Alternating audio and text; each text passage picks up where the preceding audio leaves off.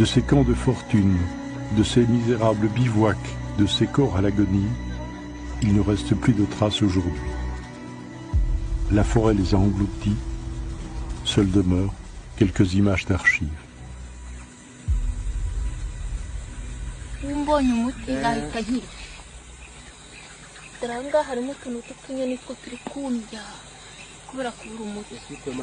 Le bébé?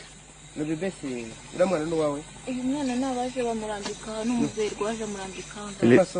Il est vivant? Il y a eu le long des projets à côté de voilà, on viendra.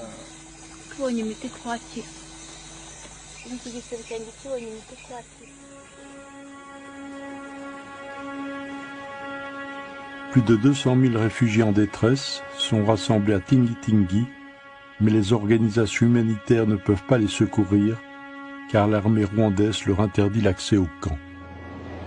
Les ONG font alors appel à l'Union européenne. Emma Bonino, la commissaire à l'aide humanitaire, se rend sur place en urgence.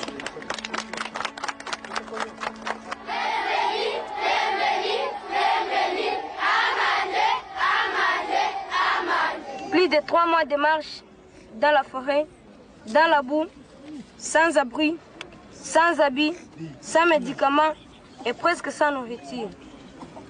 Maman Bonino, si vous étiez tout près de cette forêt, vous auriez entendu beaucoup de pleurs des enfants qui, malgré la fatigue et la faim, devraient obligatoirement faire ce long trajet pour échapper à la mort atroce infligée même aux enfants par les océans. Maman Bonino, vous qui occupez une place importante au sein de l'Union européenne, nous vous prions de transmettre à qui de droit nos problèmes et nos souffrances ici à Tingi-Tingi. Maman Bonino, nous vous remercions de votre visite et attendons beaucoup de vous. Au revoir, Maman Bonino.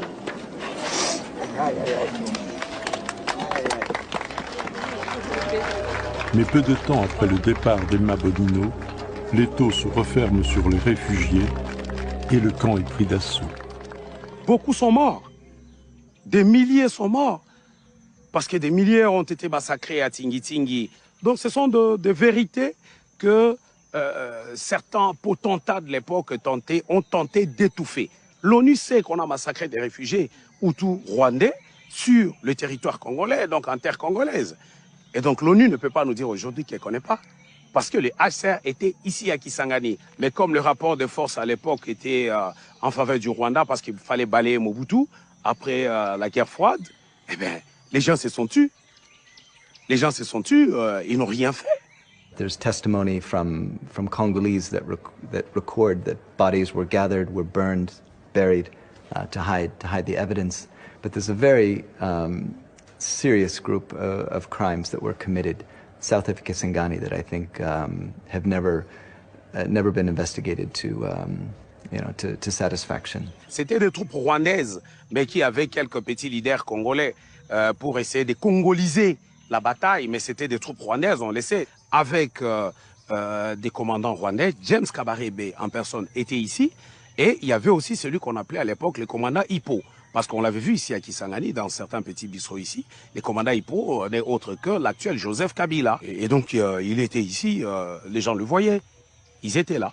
Ils étaient au courant de ce massacre? Bien sûr que oui, rien ne se faisait sans eux. Ils savaient, ils étaient au courant de ces massacres. À la tête des forces armées de l'AFDL, un officier rwandais qui n'a pas 30 ans, James Kabarebe. Homme de confiance de Kagame, il a fait ses preuves dans l'armée rwandaise avant d'être nommé général en chef de la rébellion. Kabarebe emmène dans son siège un autre jeune militaire et non des moindres, Joseph Kabila, le fils du chef rebelle, Laurent Désiré Kabila.